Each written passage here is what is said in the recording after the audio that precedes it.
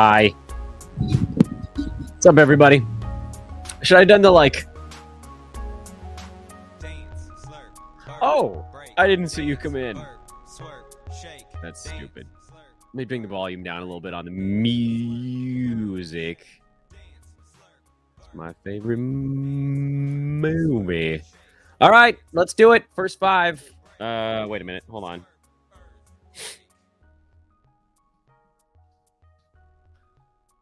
First thing is, like and subscribe. Like and subscribe. Like and subscribe. We started at 21 today, which I think has a lot to do with the fact that I got this thing posted overnight. If I can remember, I'm going to try to do that going forward. Just get this page up the night before. If you guys want to throw your questions in real early, I guess that would work. Although, whoa, almost knocked my monitor over. My one concern is that they disappear. That used to happen in YouTube chats. I don't know if that's the same anymore. You know what? I got to move. My situation here is dire. I need more space. There we go. Get the microphone over. Let's see here. There we go. Like and subscribe, you turkeys. All right, first five questions. We're just going to jump right into this thing. You guys know how it works. You know what? I forgot to mention that I tweet that it's live now, just in case anybody didn't see it. Top of the board, Rami, first-time commissioner of a Roto League this year. I set the games cap at 82, but I feel like everyone in the league has hit or will hit the cap very quickly. Do you recommend a different cap number? Pre-COVID, I did 90, actually. I have eased the positional eligibility rules in my Roto League so that it's 3 guards, 3 forwards, 2 centers, 2 utility. So a lot of flexibility in using up your games cap. Roto hit, and then getting to 900 games played was unbelievably difficult. And I backed it down to 85, which I think is where I left it this year because I wasn't sure how COVID games missed were going to look this season.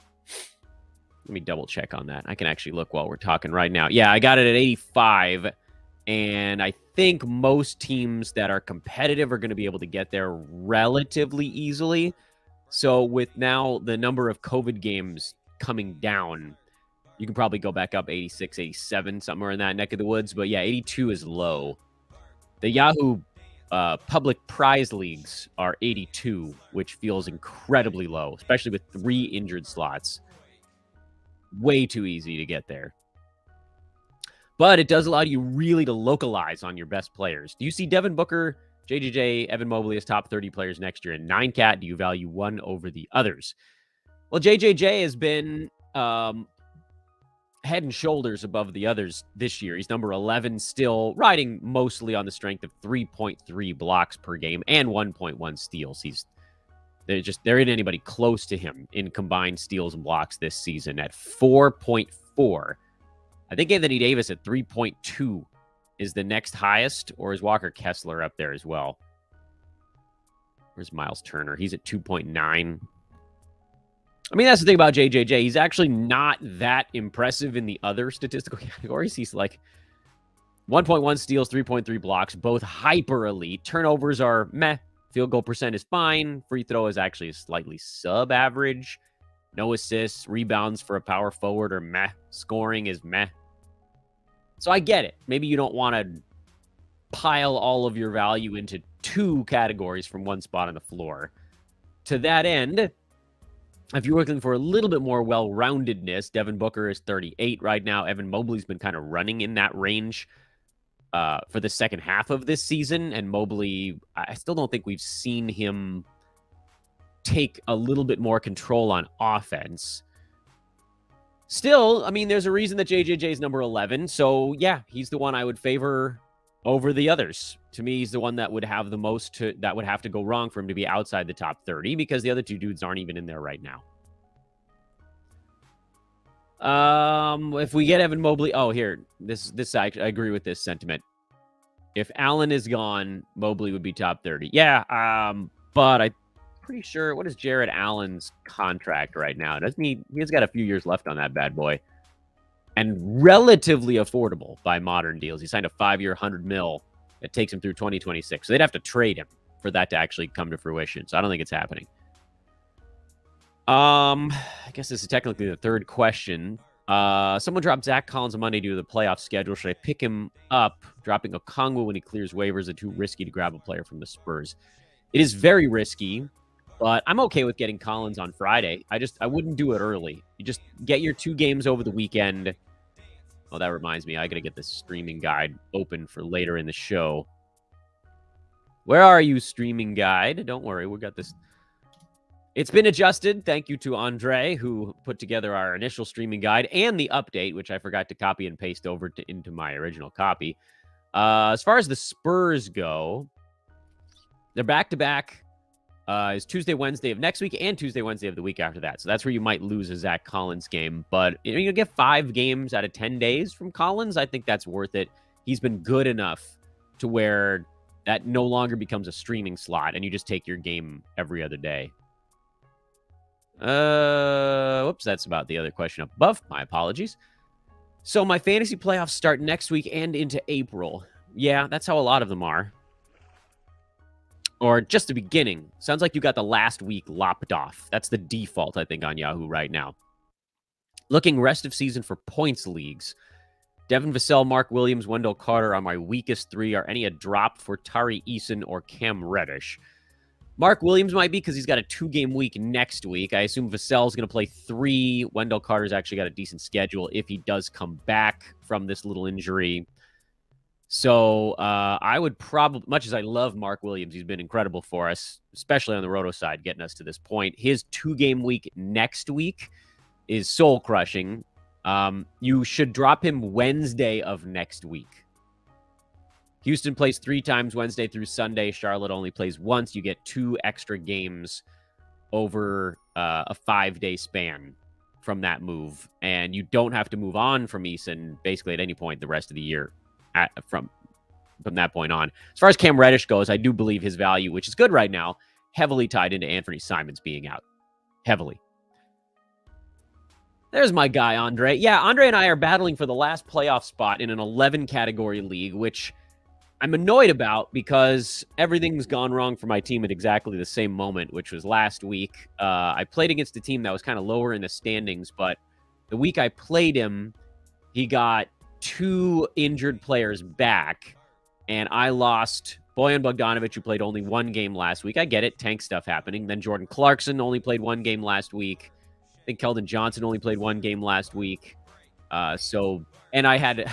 And Darius Garland, my 3rd rounder, had a 2-gamer. It was just too many games. I think I had like a 7 or 8 game disadvantage, so I got smoked last week. And if his players hadn't come back and mine hadn't gone down, we would have been pretty much even in games, and I would have won.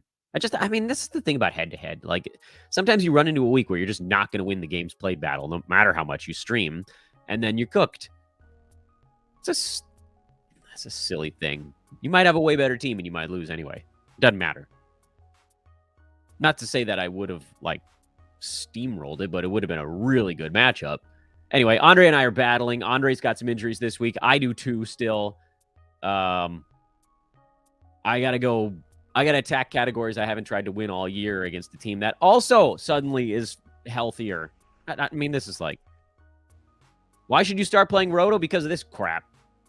Hate this stuff in head-to-head, end of season, and playoffs. Drives me insane. I had Brandon Ingram in that league, which only a guy I would draft in an 11-category league, and having him and Paul George at the beginning of this year set my team back so far that the fact that I've got a good, not good, but I've got like a 30% chance of making the playoffs, I feel like that's kind of a win. All right, last pre-show question. Everybody else, throw your questions in the chat room, like and subscribe, and we'll get to them at the end of the show. Do you think Jalen Duren is close to returning? Someone dropped him in the playoffs start next week for me. I have no idea. He just keeps getting ruled out. I do think all of a sudden one day he's just going to surface. That's going to be the way this one goes. He's just going to pop up. No one's going to have any warning on it, and then he's just going to be okay. Detroit has a good schedule right now because of that rescheduled game yesterday. So they had a 4-game week this week. They've got a Monday, Tuesday back-to-back next week. So that's a really good way to start the week. I've been looking at that in a league where I'm comfortably in the playoffs. I'm in third. I'm like a game and a half back of second place, but the second place team is playing one of the bottom feeders in the league. So I know I'm not going to catch them, which means I got to start prepping for my first round playoff matchup that starts on Monday. And I want to pick up some Pistons, but I don't know which ones to pick up because I don't know who the hell is going to be back yet. All right. Okay, time to start the real part of the show. Again, everybody watching live right now, please do throw your questions in the chat room. I will get to those at the end of the program. We're going to get the recording software booted up, and we're going to do a regular old-fashioned show. You guys know how this works by now. Like and subscribe, like and subscribe, like and subscribe, like and subscribe, like and subscribe. We actually got a bunch of new subscribers yesterday of all days, which I don't know what that was about. I'm not going to argue about it, but it was pretty damn cool to see a chunk of new folks come in. And actually, I think there's a few more today. Maybe it was because I threw it in the tweet storm last night. Ah, well. I talked you guys right through me booting up my recording software. Now I just got to make sure there's no weird outside noise. And we'll start in 10, 9.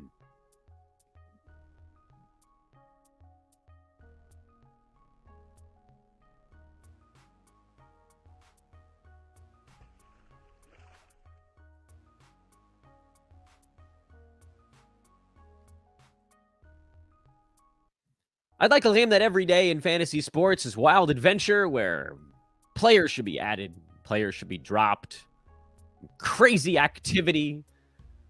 But I'm going to be straight with you all. Yesterday was not that day. Monday was chill. I don't think, I'm looking back, quick scan just to make sure I didn't forget something. I don't think anyone got hurt yesterday. Nope, that's not true. Hamidou Diallo tweaked an ankle. But, I mean, how much of an impact on your team did that actually have? And it was a small card, admittedly. Only 6 games, but that's still 12 teams. That's still, what is that, 40% of the NBA played yesterday and nobody got hurt? Most of the adds and drops that we have at this part of the season happen because someone got hurt, and it didn't happen yesterday. Which, I don't know, I've kind of mixed feelings about this. Sometimes you kind of want there to be a little bit of activity, but also at the same time, you don't want it to be your guy. So it feels very much like a be careful what you wish for kind of situation in life, in fantasy sports. And fantasy sports is life, of course. Degenerates though we may be. We are now officially under 5 weeks left in the NBA season, which is nuts. 80% of the way through. Overall, on the NBA season, for head-to-head, many of you had your playoffs start yesterday. Hopefully your streams went well.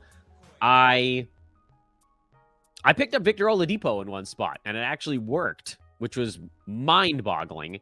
And then I needed to make another move, and that's where I just couldn't figure out what to do with it. I ended up going Jeff Green to not a lot of players in that league, in the hopes that I could, like, steal, 2 or 3 made free throws on a good percentage, or a steal or a block, and I got none of the above. But it's hard for me to complain when the Oladipo one panned out so well, because I got way more out of him than I thought, and then I got way less on the other one, and it probably balanced out in the middle to some degree. But let's dive in quickly. Welcome to the show, everybody. This is Fantasy NBA Today. I know where the hell I am.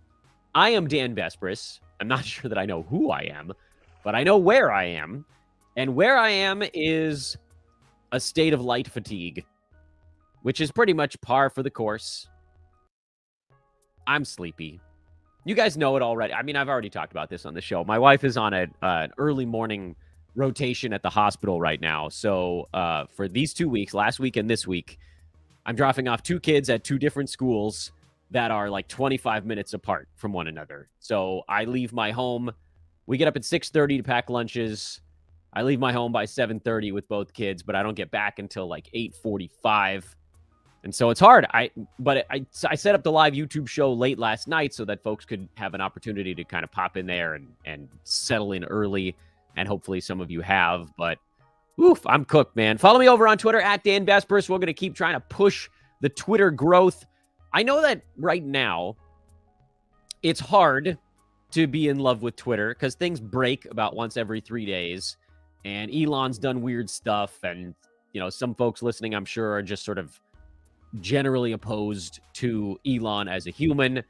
Still, I would tell you that if you play fantasy basketball and you are not on Twitter, you will not be the best version of your fantasy basketball self because the news hits there fastest. Someday, maybe another thing will pop up that's better where you can streamline it even more. But right now, that place is Twitter. So do get an account. Even if you want to hide in anonymity, I don't care. Follow me at Dan Vespers. Follow Ethos Fantasy BK to make sure you get your fantasy news feed. And we'll keep you afloat here throughout this basketball season. Let's go through the box scores from yesterday. I think this will be the shorter part of today's show. Although, overall, this is probably just not going to be the world's longest episode of the pod because when we get into the streaming stuff, the second half of the show for our head-to-head playoff battlers, this is not a day that I wanted folks to be using a bunch of moves anyway. And with nobody getting hurt yesterday, there shouldn't really be anyone you have to replace on your fantasy team. Whatever. Boston lost at Cleveland. Boston was also without like 60% of their team, so shouldn't have been a massive surprise. I actually thought it was kind of impressive that they hung in there the way that they did. Malcolm Brogdon, not surprisingly, huge role with no Jason Tatum because that usage does tend to trickle to Brogdon and Derek White when one of the big stars is out. Robert Williams is out for about a week, maybe a tiny bit more, and Big Al was resting on the second half of a back-to-back here. So Mike Muscala got 35 minutes and did almost nothing with them. Blake Griffin started at center also in this game. I thought for sure Grant Williams would get a start, but he's kind of in the doghouse right now. Apparently Joe Mazzulla was yelling at Grant during breaks in the action yesterday. So Grant got doghoused. He did hit 4 3-pointers at least before having to, not being allowed to play any additional minutes. And, then they had to get a lot of stuff out of the other guys and just not enough out of Marcus Smart, really. I think that was the difference between Boston stealing this game and kind of letting it slip through was they just needed Smart to hit a few more shots. For the Celtics, they're 5-5 in their last 10. You are not going to be able to hold ground if you're not above 500 near the top of the Eastern Conference at the very least, because the Eastern Conference is extremely top-heavy right now. The Bucks kind of running away with it all of a sudden. Sixers have been hot. Cavs have been hot. Knicks have been lava hot. They're 39-27 now. And for the Celtics, suddenly they're only 2 games up on Philly. So that 2 seed is not locked in, and those teams might end up playing one another at some point. I'm guessing they'd like to have home court advantage. Although, who knows? Over on the Cavs side, by the way, are we doing anything with Mike Muscala? No, because Al Horford's going to be back in the next ball game. I don't know about Jason Tatum, but you won't see 35 minutes out of Muscala nightly. And the fact that he played 35 minutes and didn't do anything should make that decision a whole heck of a lot easier. For Cleveland, Karis LeVert played 33 minutes off the bench and was not terrible, which is part of what allowed him to keep playing. He was in the units that were winning this ball game, so he got some extra run and didn't shoot very much, which frankly is good when you are running Karis LeVert out there. I don't think anybody was. Just wanted to talk about him because we clown on him a lot, and he did have a better ball game here. So, whoopee-doo. Philly, Indiana is a weird one. I don't know that I've ever seen a game with 290 combined points where only like 4 players had true fantasy value. And I know you can argue that a lot of guys had like just barely good enough fantasy value. Like Buddy Hield missed a bunch of free throws, or he would have had a good fantasy game. But look, he missed the free throws. So I don't know. TJ McConnell had a decent game off the bench. It wasn't spectacular, but it was decent. Jalen McDaniels filling in for, I would argue, both PJ Tucker and Tobias Harris had 20 points and 8 rebounds, but nothing else. So it was certainly a very good game for McDaniels in Philly, but it wasn't like a league winner level game. And so you really had this huge game out of Joel Embiid, monster game out of Tyrese Halliburton. James Harden had 20 assists, but he couldn't shoot the ball yesterday. I'm not going to take anything away from Harden. That was a good line. And then Maxey had 24 points, but barely anything else other than the 6 threes. And so you had this weird game where you figure with 290 points, there would be like 7 guys who all went crazy power dunk mode. And it was really just like 3 or 4. But from a fantasy standpoint, look, if Tobias Harris and PJ Tucker miss another ball game, you can stream Jalen McDaniels. He was definitely good enough to do so in this ball game. DeAnthony Melton buys himself another game on my squad. He had 5 fouls in his 27 minutes. And I would argue that he didn't really do much to slow down Tyrese Halliburton. But 9, 6, and 2 with a steal block and a 3-pointer is enough for Melton to get a little bit more time on my team. Remember, by the way, if you're worried about Miles Turner, he had fouled out in 17 minutes, and then they just split the backup center minutes across all kinds of different creatures, and it was super annoying as per usual. Benedict Mathurin played 30 minutes, and the peripheral stuff disappeared, as we expected it would. Portland 110, Detroit 104. Damian Lillard, a huge 3-pointer. He didn't shoot the ball well, but who cares with Dame at this point? He's been unbelievable. 31, 13, and 12, 6 threes, a steal, and a block. Jeremy Grant had a good ball game. You can probably thank Detroit for a little bit of that. And Cam Reddish played well again. I have no idea where the 8 assists are coming from. I don't really know where the 6 rebounds are coming from. But he's playing 40 minutes, or did in this one, 35 or more. So you must stream Cam Reddish until Anthony Simons comes back. He's holding his roster spot right now, at least in the starting 5. Matisse Thybulle, that's a couple quiet games in a row. You kind of knew that at some point the other shoe would drop on the offensive side for him. The defensive stuff is where you're looking, you're like, come on, can we lock in some consistency here? I would still hold on Thybulle if your team is in any way trying to compete in steals and blocks, because these ups and downs for him, they will happen. But as the up starts to come back again, we've seen it. You know, it can be 2.5 steals and over 1 block. It can be Rob Covington level stuff on that side of the ball. And especially right now in the fantasy playoffs, if you had a guy that can, not single-handedly, but can really help you win 2 categories that, especially if you have like a games disadvantage, you got to win the weirdo categories. And to me, Thybulle becomes extremely valuable in scenarios just like that. And Portland, they play 4 games this week, so there's sort of no reason to move on.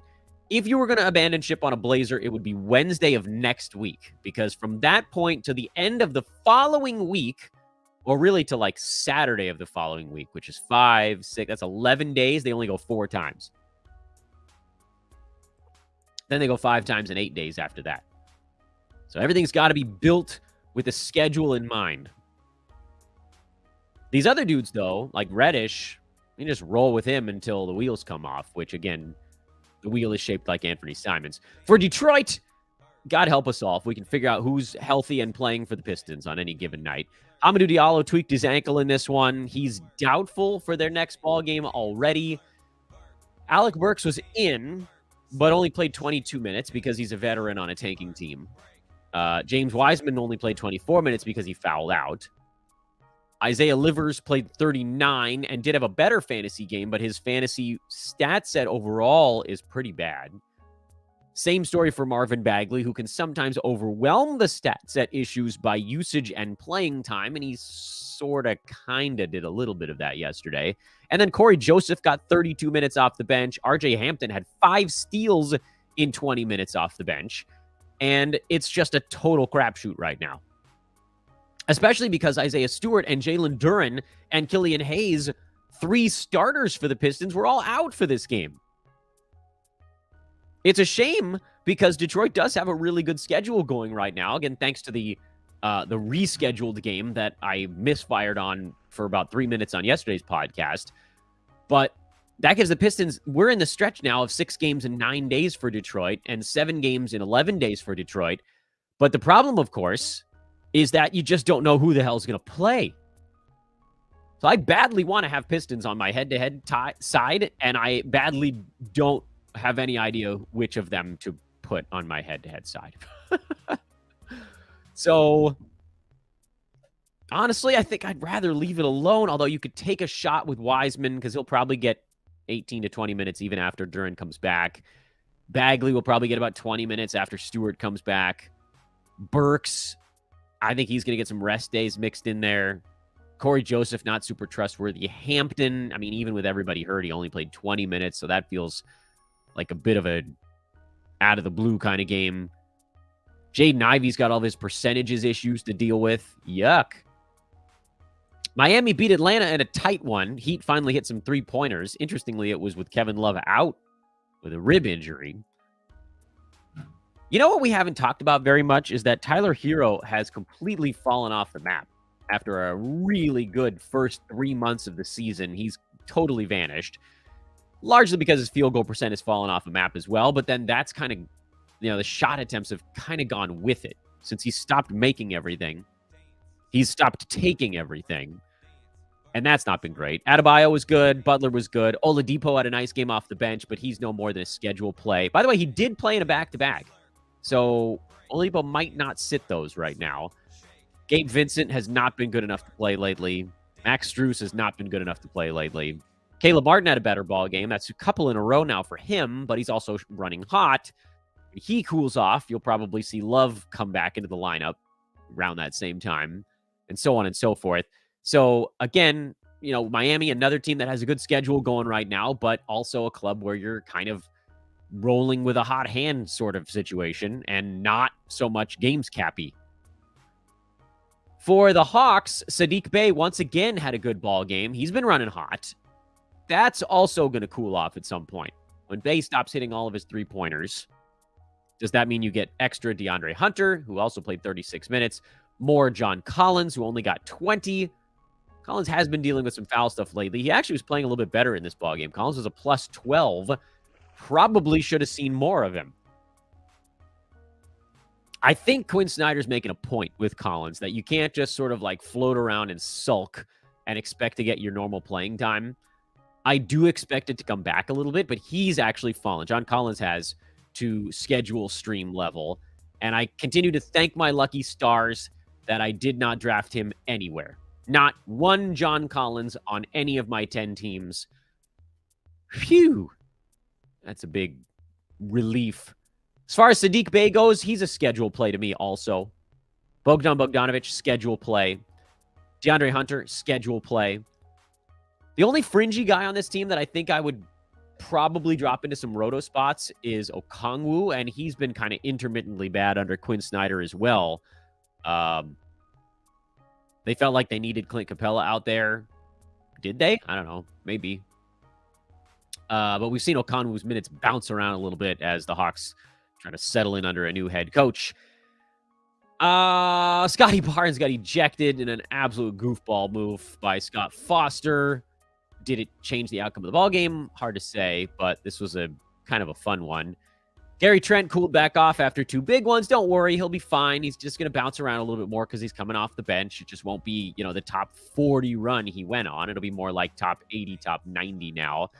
Jakob Poeltl was decent, missed his free throws, but decent again. Freddie VanVleet, you always know when he's starting one of his little heater runs, and it looks like that started the game before this one. There's no adjustments to be made here with Toronto. Same story for Denver. No adjustments to be made. You got the main dudes, and then if anybody ever has to miss a ball game, you pivot to Bruce Brown. Easy peasy. We're not going to spend more time on that than we need to. Sacramento beat New Orleans without De'Aaron Fox. Laker fans everywhere rejoiced as the Pelicans lost for the 7th time in their last 10 ball games, and the Lakers now have moved into a 4-way tie for the final play-in spot with the Jazz, the Blazers, and the Pels. They're each 2 games back of the Clippers, so there's a little bit of a gap there. The Thunder are only a half game back of all 4 of those teams, and so right now it's sort of a 5-pick-2 to get that last couple of play-in spots, although the Mavs and the Clippers have been having their fair share of issues lately as well, so nothing is safe in the grand scheme of things. Hey, guys, I'm realizing that my live viewers, and they told me, and I just didn't look, that I forgot to put the the box score is up on the screen. I'm sorry about that, dudes. Let me get that. Let me get those boxes up there. You guys have just been watching me scream this whole time. That's terrible. That's terrible TV. There we go. Now you got the boxes. I was going to tell you to like and subscribe, but I don't know if I should right now because that was dumb. And I made an ass of myself while doing so. But seriously do like and subscribe. There. See? Even the screen told you to do it. Okay, let's talk about that last ball game now that I realized I didn't have that up on the screen. I've been pretty hesitant to throw Davion Mitchell into lineups when De'Aaron Fox has been out because the first 3 or 4 games that Mitchell filled in at point guard, he was quite bad. He's been good now the last 2. I wouldn't do anything more than a schedule play on Davion. I wouldn't use him in Roto. They're off. Kings are off for 2 days before they got the Knicks, the Suns, and the Bucks. Yowza. Tough stretch here coming up for Sacramento before things lighten up a little bit after that. Although they actually have 2 matchups with Phoenix left, and they have a Boston mixed in there. Not that the Kings are any real trouble. They hit their season win total over ages ago. My wife and I are going out to a steak dinner on that damn bet. Literally the easiest season win total wager I think I have ever made. Maybe not in my life, because there were some ones coming out of the COVID year, the following season, that were really easy. Like Boston, who lost something like 190 games to COVID protocols. So it's pretty easy to back them. The Heat were an easy one. This was up there, though. Anyway, Keegan Murray, Harrison Barnes, Kevin Huerter, those guys all get more shots when Fox sits. I expect De'Aaron to be back in the not-so-distant future. The Kings are in a pretty good spot right now. They're 2.5 games up on the Suns, so it's possible they might get passed by Phoenix. I'd be floored if anybody besides the Suns came anywhere near Sacramento. And on the other side of the ledger, with the Grizzlies now dealing with this sort of Ja Morant fallout and the league, really other than, I think I feel pretty comfortable saying the following. Right now, Memphis is kind of coming together. We love our team. We're going to support our team as they go through this kind of recovery period.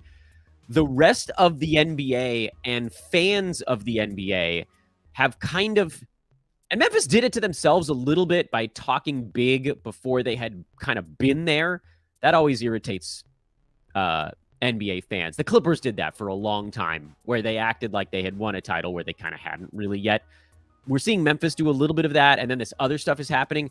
So I feel like most NBA people are individually definitely rooting for Ja to get through whatever this is that's going on for him, but also kind of rooting for the Grizzlies to lose a little bit right now. And the Kings are only a half game back. Kings actually have a shot at the number 2 seed right now. Wild stuff. But regardless, there's sort of no reason to push anyone on that club because they're in really good situation. And, you know, they got this tough part of the schedule coming up, but they're in a pretty good spot. Kevin Huerter, Davion Mitchell, Harrison Barnes, those are guys I would consider more as a schedule play when Fox is out. Keegan Murray, I think, is above that cut line even when the team is fully healthy, mostly because he's been such an efficient outside shooter, although I really do wish he would rebound more. And then on the New Orleans side, no Josh Richardson again for personal reasons, which means Trey Murphy is absolutely a stream. Jonas Valanciunas came back. He was great in this one. Everybody's always great in the high-scoring games with Sacramento. Herb Jones had a nice ball game. Brandon Ingram had a lot of turnovers, but otherwise he was fine. Only CJ McCollum kind of deuced himself on the Pelican side. Just keep an eye on the Josh Richardson situation. If he got Wally pipped here, meaning got hurt, lost his starting job, doesn't get it back. Hard to say that he ever really had the starting job, but he was starting for a couple of days. That counts for something. He might not have it anymore. So if he comes back and he's not starting, you can cast Josh Richardson off into the ocean and move in a different direction. Okay, that's the mid-show point here, which again, like I said, I don't think we're going to go quite as long today. Want to remind everybody listening on both the live and the recorded side that Sports Ethos has a baseball draft guide out right now. I know at least one of you plays fantasy baseball. I know there's one. So please do go check that out. You can actually visit the baseball draft guide landing page without buying anything, just so you can see all the cool stuff that's in there right now. So please, I beg of you, this is part of what powers the locomotive around here. I would also say, by the way, that if you're thinking, baseball, I care about it a little bit. The baseball stuff is in the Fantasy Pass right now, which also has all of our NBA stuff, including the exclusive premium side of our Sports Ethos Discord, where there's an Ask the Pros channel open 24/7.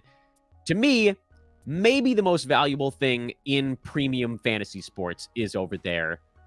So go to sportsethos.com, check out the premium tab, and choose Get Premium.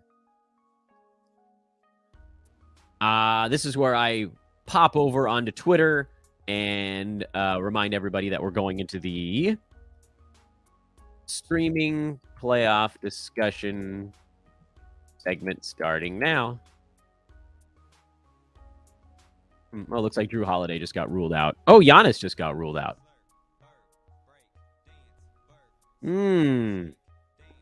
We got some Bucks on the board.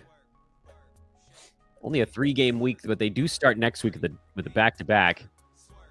Those dudes will be back by then. Bah, humbuggery. All right. Also, you can hit me up on Twitter at Dan Besbris. That goes for anybody on either side of this coin, live, recorded. You guys know the drill. At DANBESBRIS.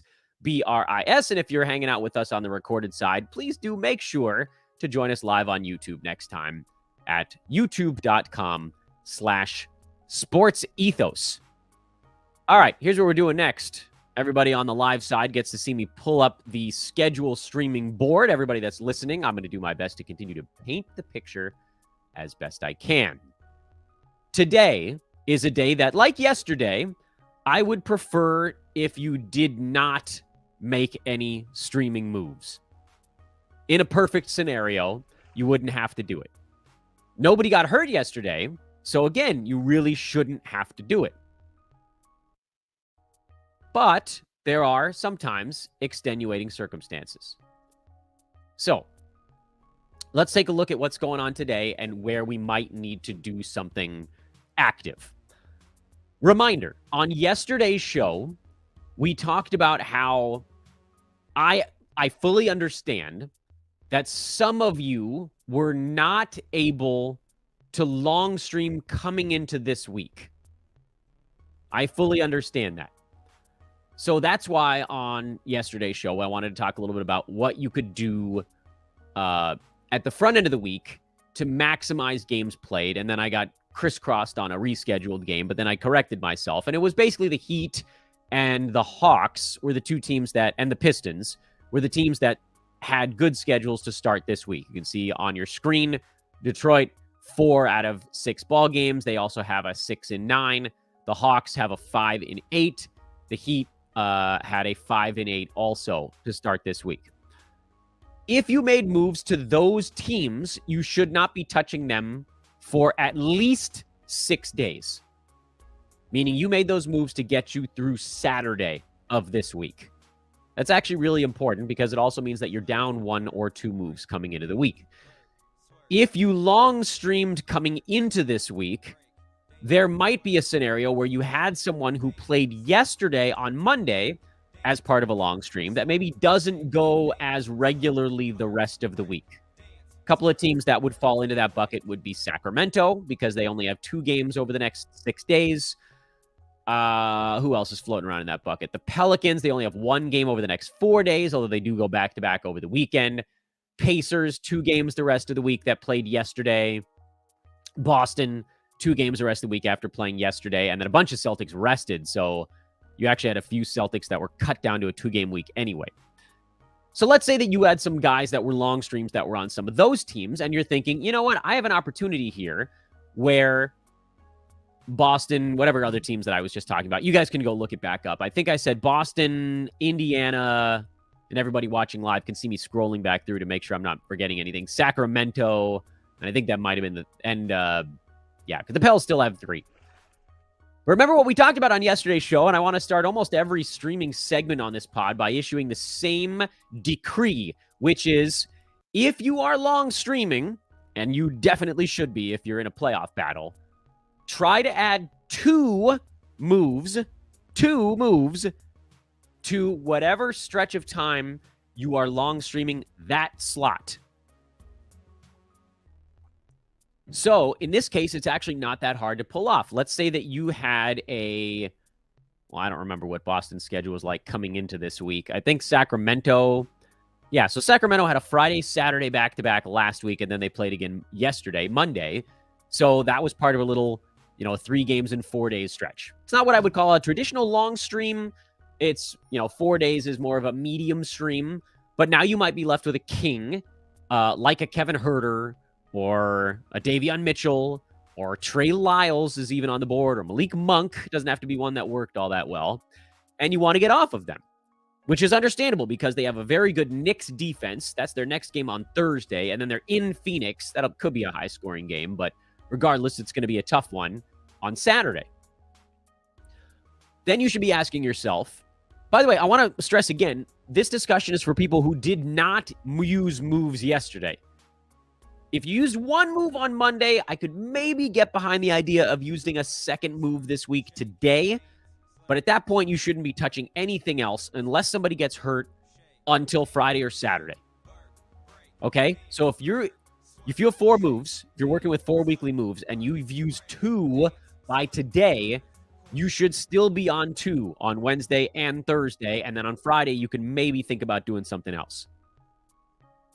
But for this, this cross-section of long streamers who either did not use a move yet this week because they were able to long stream through a game yesterday, or maybe those that used one yesterday and need to get off of someone like a King or a Celtic today, there are options out there that have 4 games the rest of this week.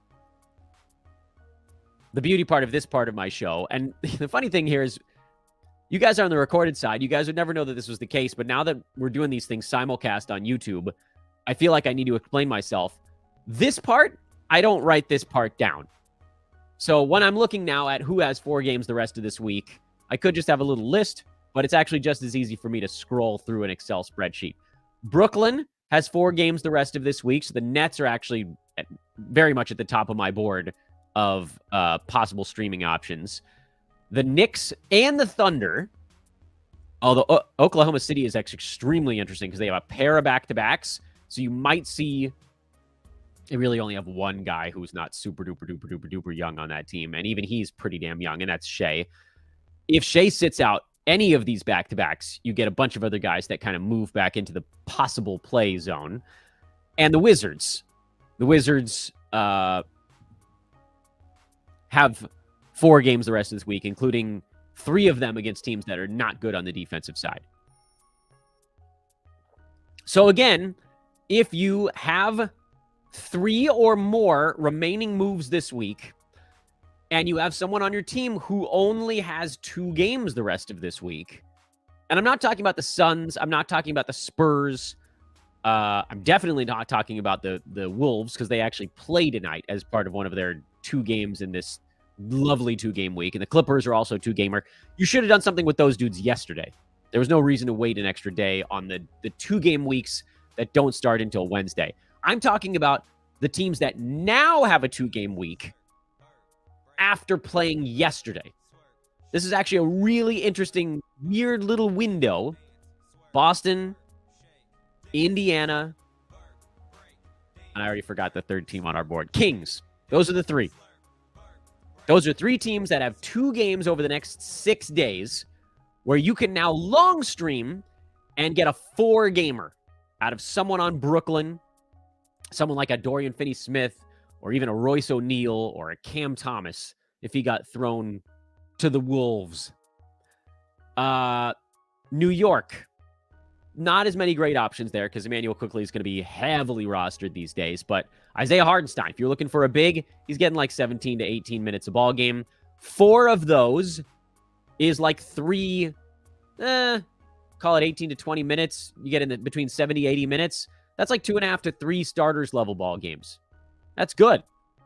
And presumably the guy you're dropping on one of these teams isn't a guy playing 35 minutes a game.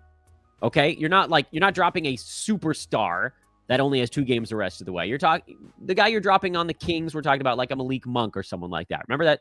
Or the Pacers, if you have like a Nemhard or a Neesmith or one of those types. I feel like some of those dudes have been out lately anyway. You're dropping guys that were probably playing 20 to 25 minutes for someone else who's probably playing between 20 and 30 minutes. The options abound. Oklahoma City, Jalen Williams is on the board. Even freaking Dario Saric in 15 minutes a ball game. You give Dario 60 minutes the rest of the week, he could actually do a little bit of damage. And the Wizards, they've got Denny Avdia floating around out there. They got Corey Kispert floating around out there. There are options on these teams that have 4 games the rest of the week where you then gain 2 games played on your overall ledger. And just think about it. Because you're going to hesitate for just a second. You're going to be like, well, I don't really trust whatever player on this team. I don't really trust Jalen Williams to get consistent playing time with the Thunder. And you'd be right to not trust him getting consistent playing time on the Thunder because he hasn't gotten consistent playing time on the Thunder. But at the same time, what you're thinking about here is how hard it is for someone to outperform another fantasy player in half the number of games. 1 versus 2, 2 versus 4. That's what we're talking about here. If someone averages 15, 6, and 3, which is pretty good, and a steal, or whatever, and they have 2 games, you're talking about 30 points, 12 boards, 6 assists, and 2 steals. Think about how easy that is to get to in 4 games. 7.5 points, 3 rebounds, 1.5 assists, and half a steal. That's easy. Those guys are everywhere. The only way, again, we talked about this yesterday, but it's worth repeating. The only guys you're not moving on from in a situation like that are basically like top 50. Or if your playoffs continue beyond this, like you're not going to drop a top 60 player on the Kings if you have another playoff week because they've got a 4-gamer next week, etc. I'm talking about the slots that you've already earmarked, as I rub my ear on camera for some reason. The spots you've already earmarked as streaming spots, where you can now turn a fringe player. Your guy you're streaming is probably between 100 and 150 anyway. Double the number of games they have the rest of the week. That could be a top 200 player, and he'd still smoke the 125 guy in 4 games versus 2. If you are not, however, in that scenario where you have a player on one of those 3 teams that's bad enough that you can drop them to stream the slot and also have enough roster moves to do it and still have at least 2 left to save it for injuries or the weekend, then don't do it. Don't do it. I don't think I'm making any moves in any of my head-to-head leagues today. There's one where I'm looking at it and thinking, do I need to attack a completely different category? Because if so, then maybe, but that would be the only very long stretch.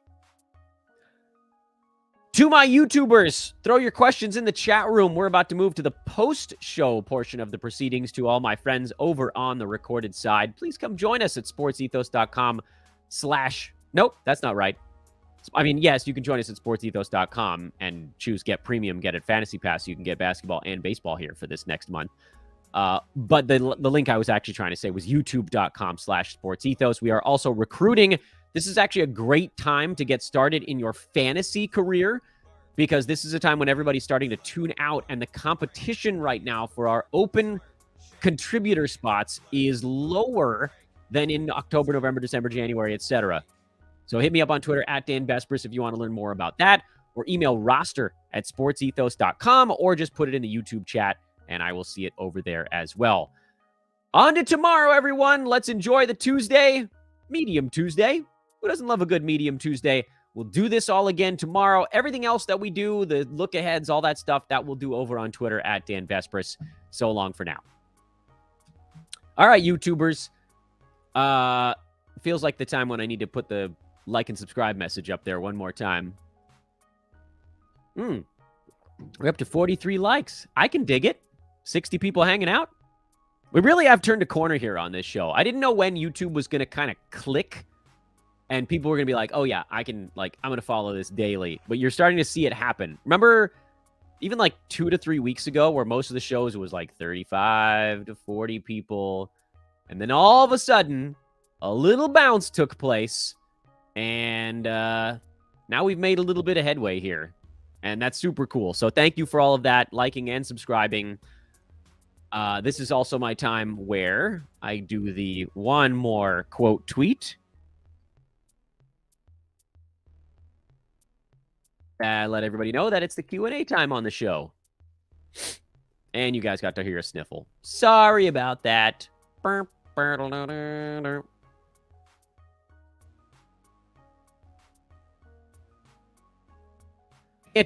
can't type and talk at the same time, it appears. Because then I'll say the things I'm typing and I'll type the things I'm saying and they end up crossing hairs. So throw some questions in there. We're going to pick up where we left off as I close down this. Pow! My ugly mug. Let's do this thing. Head-to-head 12-teamer. I have 4 Hornets. Oh, dear. Dennis Smith Jr., Mark Williams, PJ Washington, Scary Terry. That is tough, Jeffrey. You might be in some trouble. You probably have to drop at least 2 of them, maybe 3. I'm probably holding Terry Rozier for the additional playoff weeks. Dennis Smith Jr. is close enough to fringe where you could drop him ahead of the game. Mark Williams, sadly, is probably the other one there. And then PJ's the maybe. Hey, Dan, can you tell me what the hell is going on with CJ McCollum? Feels like he really fell off a cliff and he looks so tired and awkwardly distanced. Yeah, the Pels don't look engaged right now. You want to know how many CJ McCollums I have on my fantasy teams? 1. I faded the Pels this year. You guys might remember that from draft season. I said, don't do Pels because there are too many mouths to feed on that team. And that was with Zion there. Zion's been gone, and it still hasn't really worked out all that well. CJ went way over his head at the end of last year. A lot of the team was hurt. The young guys didn't have the confidence to go take shots yet. All that stuff has changed. It's just not... It's not the same as it was. You know, CJ's getting 18 shots a game, which is not terrible, but his percentages have been kind of slowly tapering. And you're just going to have to deal with it. This is who he is this year. He's not a top 50 guy anymore. I hope folks were listening to me during draft season next year, because that was another one that I said stay away. Best 2 points league streamers for today. I have 6 ads left. Oh, my. Isaiah Joe. He's only a play if we find out Shea is out. Reggie Bullock. Not a great points league choice. Livers. Who the hell knows? Suggs is interesting for points league. I think I'll put Suggs on the board. He's been putting up some decent points league lines lately. And then Dylan Brooks, who's back. Yeah, he's going to be fired up to play the Lakers. Give me Brooks because he'll take extra shots with no Ja. Give me Brooks and Suggs for points leagues. Is Ja Morant going to play again this year? I think he will, but I think he's out at least 2 weeks. Playoff semis, considering dropping Rudy after tonight with only 1 game left this week. In the event I lose, do I need to think of the implications of one of the finalists picking him up? The answer is yes. Someone's going to pick him up. But at the same time, you know, you can get 3 games in those last 5 days this week where Rudy gives you 1. So you have to ask yourself, is there someone I can pick up where 3 games is significantly better than 1 game of Rudy Gobert? I don't know who's on your wire, but, you know, if there's a big guy, like I can pretty much guarantee Nick Richards is on your wire. Would 3 games of Nick Richards be that much better than Rudy Gobert that you would then drop a top, what the hell is Rudy this year? In the 40s? I feel like Rudy's in the 40s. 55. I mean, I think I would probably drop him if you're in a battle. And just accept the fact that someone might pick him up. Might screw you, but you got to get there. Plus, I hope the finals pay both first and second place, so getting to the finals in a lot of head-to-head leagues is super important because that locks in money in a lot of leagues. Hey, Dan, I want to bolster my team. We're going to go into a little bit of a lightning round here. I'm talking too much. Who's the best player to try to trade to bolster my roster in percentages, threes, and assists to turnovers? Dame, Jimmy Butler, Walker Kessler. I mean, these are big names. Trae Young, Jason Tatum, Draymond Green. Wow, huge names on this board. Jimmy Butler is your best assist to turnover guy and percentages guy. Not good in threes, though. Kessler, no, because he's bad at free throws, threes, and doesn't pass. Trae Young is bad in field goal percent. Not that great in threes this year, interestingly enough. Okay in assist to turnover, but those are, like high on both of those, actually. Tatum's been good in percentages in threes. Dame's been good at percentages, threes, and assist to turnover lately. Has been pretty good for him. And then Draymond, not so much percentages or threes, but assist to turnover has been okay. I think I would target Jimmy Butler, actually, as the guy in there, because the Heat are scratching and clawing right now. He's very good in in both percentages and assist to turnover. So you kind of get 3 out of the 4, and that might be your best case scenario. Via's show. I haven't seen your name in the chat before, so what's up, dude? I hope you're a new viewer here. I love when I see a fresh name. It means the show is slowly growing. France versus Tari Eason this week. Oops, I jumped right over your question. Is dropping Zion for the playoffs a good idea? Yeah, I don't think he's coming back for at least another 3 weeks. If at all this year. It's starting to look like he's not playing this season. Now, Franz versus Eason. Houston's got 3 games. Orlando's got 3 games. I'm going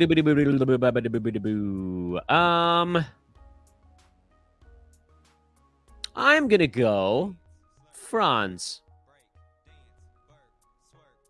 Oh, this was from the pre-show stuff. I think we can go back to like 86 to 88 next year. Sadiq Bey or Aaron Gordon? It's probably Gordon, because I think Sadiq's probably about to lose his gusto here soon. Hawks have a good schedule. Tomorrow through Monday, they go 4 times in 6 days again in there. Denver's schedule is much more spaced out, but they do go 4 this week and 4 next week. So give me Aaron Gordon there. Oh, yeah. I hate head-to-head for this reason. Can we trust Depot in the fantasy playoffs? I'm going to say yes, but with, again, the understanding that he's a schedule play. Drop 1 in Roto. John Collins, Dennis Smith Jr., Tyree Eason, Terry Rozier, Daniel Gafford. It's Collins right now, and then Gafford would be the next drop if we see that his minutes don't jump all the way back up. Has Tobias Harris been doing enough to hold through his injury or to wait till the injured tag pops up? Currently, my semis really considering dropping him at this point. He was ruled out, about 3 hours before the ball game yesterday? So, he's really close. They play tonight. I feel like you got to wait until you get his status report for tonight before you do anything. If he gets ruled out tonight, and then you're looking at maximum 2 games today through the end of the week, then he becomes one of those guys you can turn into a 4-gamer. And I like Tobias. He's had a good season. He has fallen off quite a bit lately. He's down to number 57, hovering more like a top 100 play. And you have to do kind of a what have you done for me lately thing there. So, no is the answer to your question. If he's out tonight, you drop him for someone who has 4 games. Only good for regular season, bad for playoffs. Are you talking about real life or fantasy? Because in fantasy, he's actually been wonderful in the playoffs a few times. Real life, he's pretty good in the playoffs in real life, too. I disagree on that one, respectfully. Toronto's over wins is always a W. Yeah, I mean, they're a little iffy this year.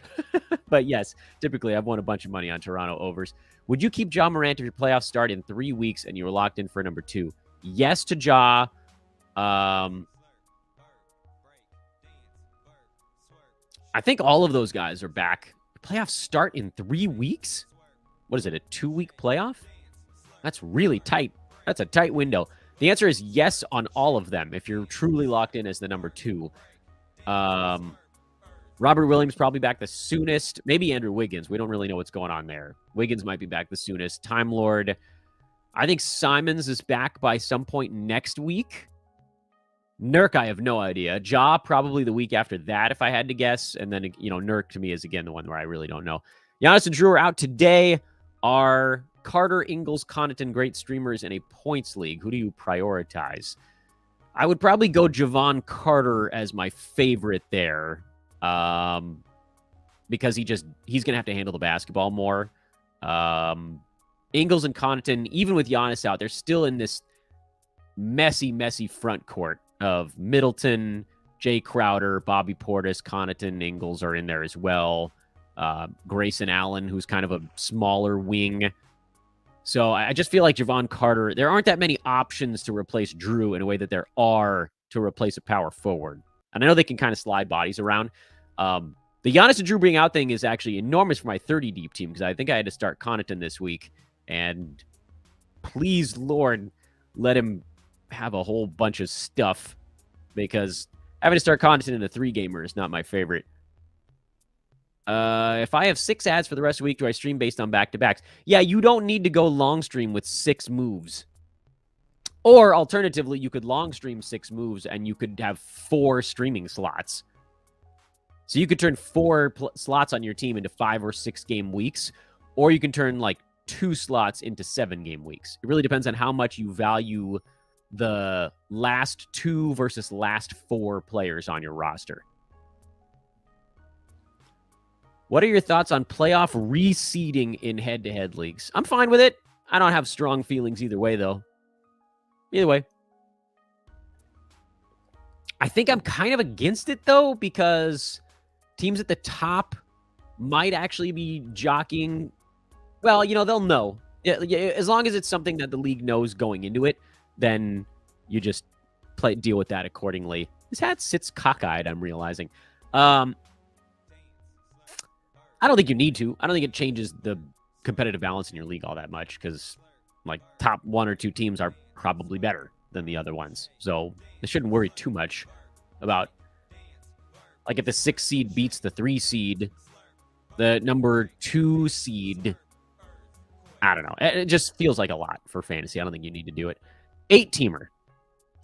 I have Shea, D'Angelo, and Kevin Porter in IL. Oh, you need to bring them back out.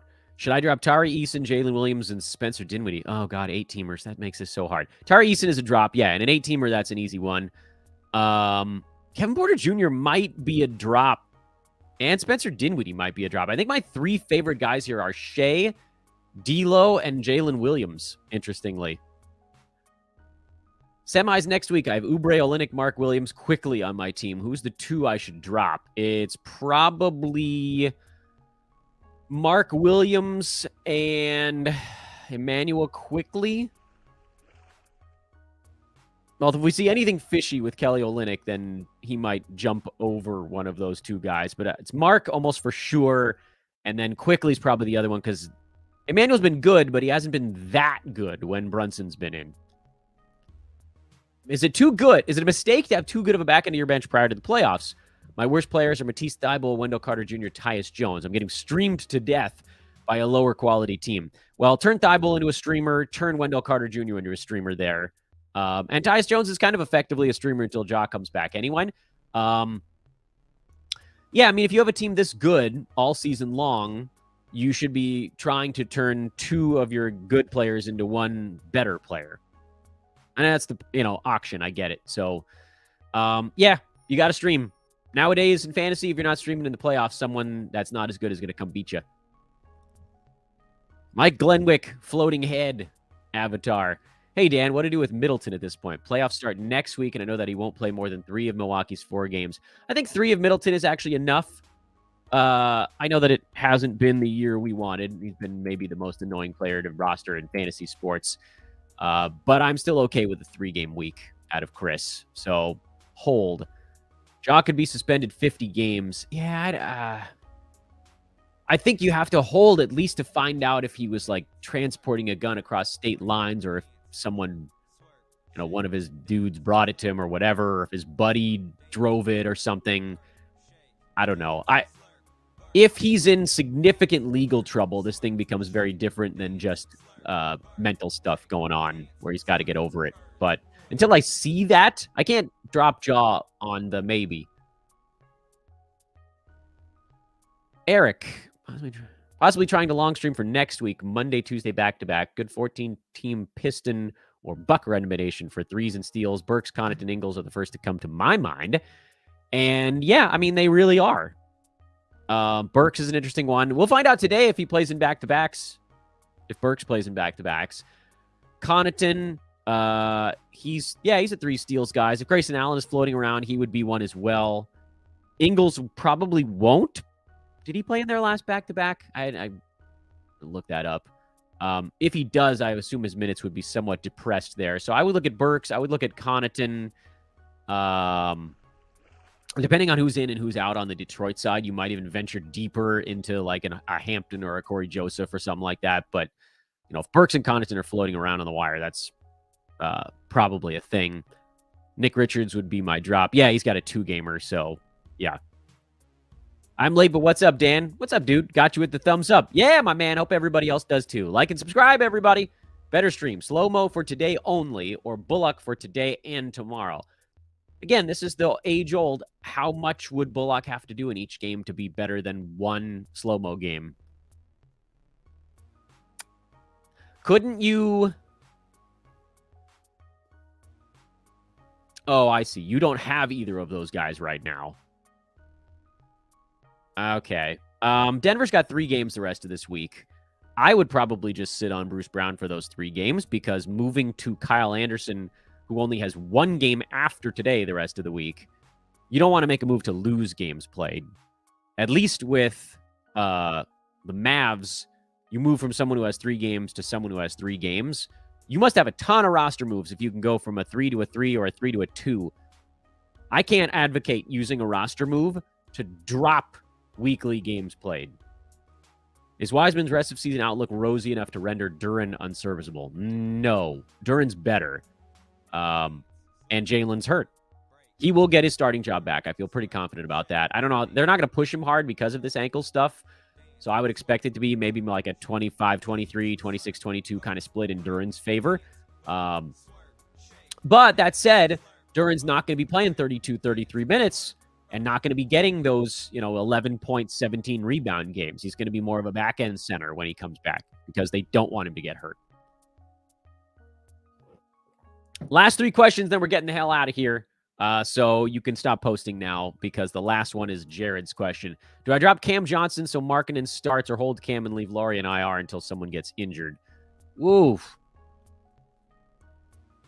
Is Cam Johnson really your worst player? That's rough. Yeah, I mean, you got to get Lowry in there if he's playing. If Cam's your worst player, I have to assume that means that there are top 100 guys floating around on the wire in your league. So, yeah, you want to get Markkanen in there. I don't know how you can... Utah's got 3 games the rest of this week. Cam's got 4. Okay, I get where you're coming from. Yeah, leave him in. In this particular case, leave him in because you would be losing a game also. Do I drop Slow-Mo after his last game this week, and is Olynyk worth holding on to as 2 next week for my finals? I would drop Kyle Anderson after his game today because then he only has 1 game the last 5 days this week. Unless you wanted to hold him through that 1 game and then switch him out for someone with a back-to-back Saturday, Sunday. It just feels like you'll have more choices of teams playing 3 games today through the end of the week. You'll have more choices of who you want to stream there. Kelly Olynyk, I am holding this week at the very least. Utah's got 3 games. You could move on. I would move on from Kelly after he plays on Monday of next week in your finals. Pick up someone that has 4 games Tuesday through Sunday.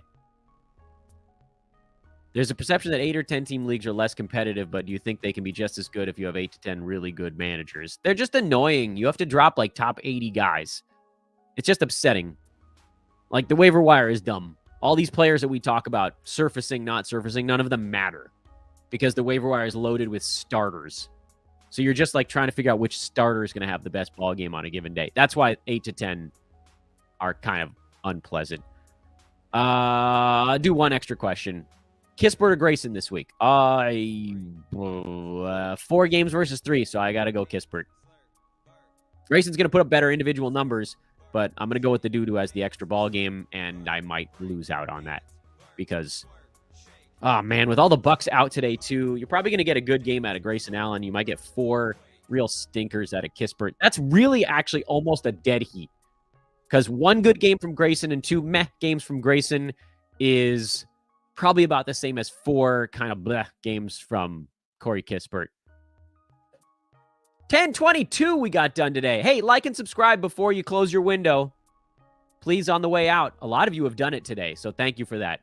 Big time likes. That's how we're going to find some new people on YouTube. We'll keep growing this bad boy, and we'll do it all again mañana. Later, everybody. You can watch me guzzle